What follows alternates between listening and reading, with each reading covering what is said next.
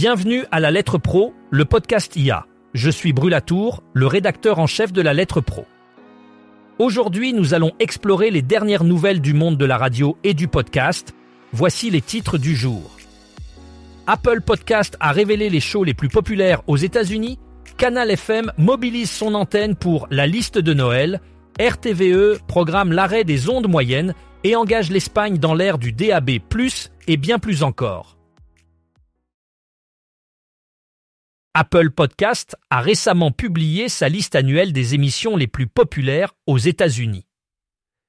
Cette annonce est toujours très attendue car elle met en lumière les tendances actuelles et les préférences des auditeurs américains.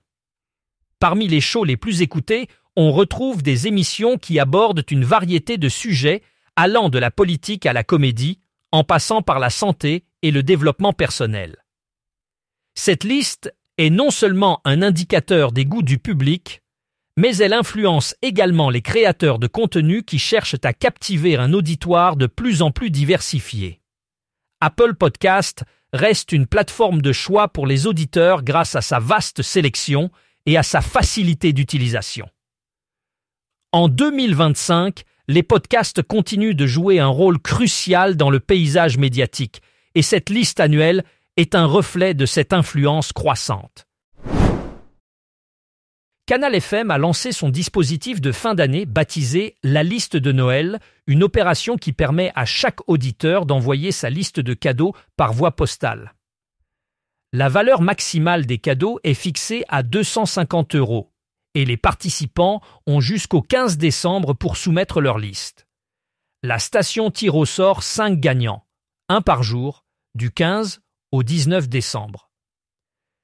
Les cadeaux des gagnants sont achetés et emballés par Canal FM et la remise se fait en direct le 19 décembre à 18h en présence du Père Noël dans les studios. Cette initiative renforce le lien de proximité avec l'auditoire en cohérence avec la stratégie éditoriale de Canal FM qui valorise les initiatives locales dans la région de Sambre-Avesnois-Thiérache. La liste de Noël est devenue un rendez-vous incontournable, combinant interaction, présence antenne et événements en studio.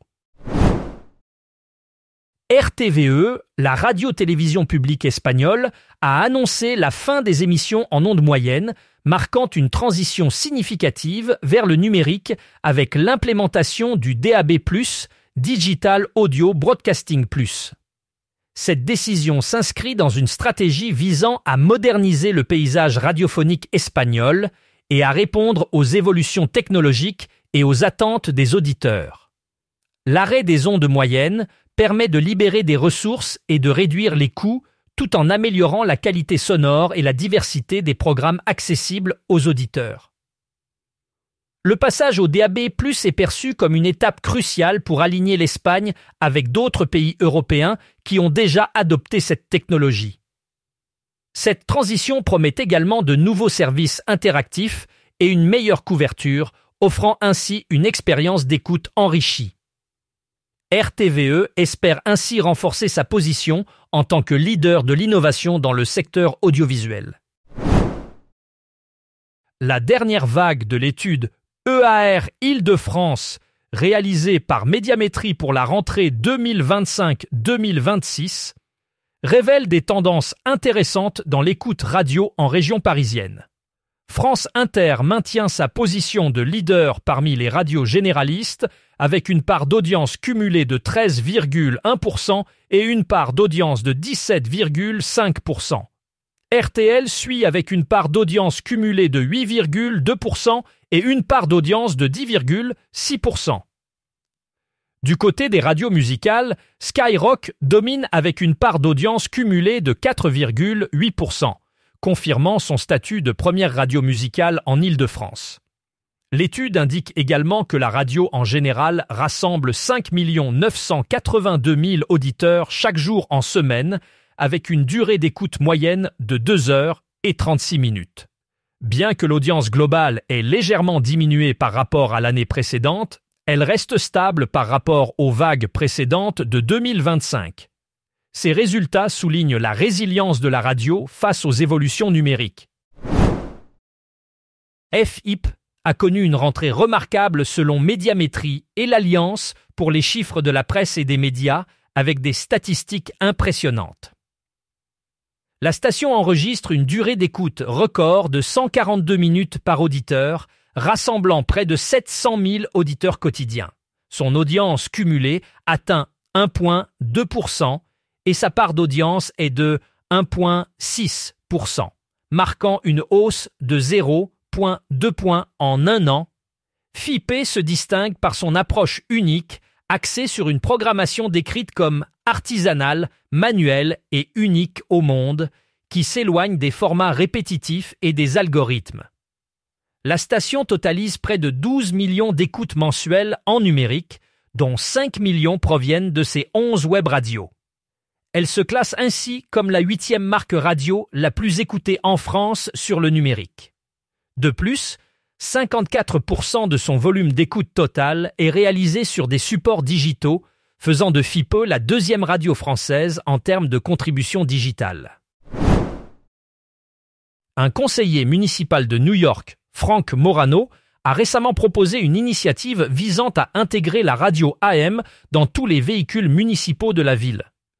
Connu pour sa carrière dans la radio talk sur les stations d'OABC et d'ONYM, Morano souhaite protéger la présence de la radio AM, qu'il considère comme un média essentiel pour l'information et la sécurité publique. Cette proposition intervient dans un contexte où de nombreux constructeurs automobiles envisagent de supprimer la radio AM de leur nouveau modèle en raison de l'évolution technologique et des préférences des consommateurs pour des options numériques. Morano soutient que la radio AM reste un outil crucial pour la diffusion d'alertes d'urgence et d'informations critiques, et que son intégration dans les véhicules municipaux garantirait un accès constant à ces informations vitales.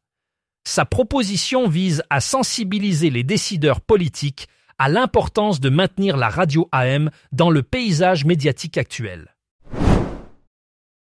En Flandre, pour la première fois, l'écoute numérique a surpassé la radio FM traditionnelle. Ce tournant historique marque une étape cruciale pour le paysage radiophonique flamand. L'étude récente révèle que 51% des auditeurs préfèrent désormais les plateformes numériques pour écouter la radio, contre 49% qui restent fidèles à la FM. Cette bascule s'explique par l'accessibilité accrue des contenus numériques et la qualité sonore supérieure offerte par ces plateformes. Les auditeurs apprécient également la diversité des choix et la personnalisation des contenus disponibles en ligne. De plus, l'adoption croissante des appareils connectés facilite l'accès à la radio numérique, rendant l'expérience d'écoute plus flexible et interactive.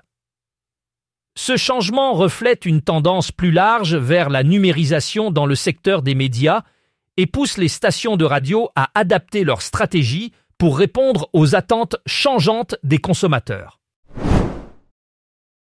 Face au projet de loi de finances 2026, les radios libres en France se mobilisent pour la sauvegarde du fonds de soutien à l'expression radiophonique. Sylvain Delfaux, président du syndicat national des radios libres, souligne l'importance cruciale de ce fonds pour garantir la diversité et la démocratie locale à travers les ondes. Le FSR joue un rôle vital en soutenant financièrement les stations locales qui, sans ce soutien, pourraient disparaître dans un paysage médiatique de plus en plus dominé par les grands groupes.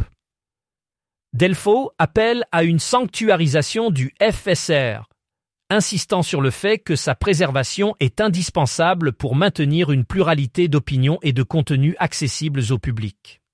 Dans un contexte budgétaire tendu, les radios libres mettent en avant l'impact positif du FCR sur la création de contenu local et l'animation des communautés, plaidant pour une reconnaissance et une protection accrue de ce dispositif. Radio Méga, une station locale bien connue pour son engagement communautaire, fait face à une baisse de 44% de son soutien financier. Pour contrer cette chute significative, elle a lancé la campagne Action-Réaction. Cette initiative vise à mobiliser les auditeurs et les partenaires locaux pour maintenir les activités de la station qui jouent un rôle crucial dans la diffusion d'informations locales et d'événements culturels. La campagne comprend plusieurs actions de sensibilisation, telles que des événements de collecte de fonds et un appel aux dons. Radio Méga espère ainsi renforcer ses liens avec la communauté et assurer son avenir financier. Cette initiative souligne l'importance des stations locales dans le tissu social et leur besoin de soutien pour continuer à offrir un service public essentiel. Pour en savoir plus sur cette campagne et d'autres actualités, rendez-vous sur notre site lalettre.pro et abonnez-vous à notre newsletter quotidienne.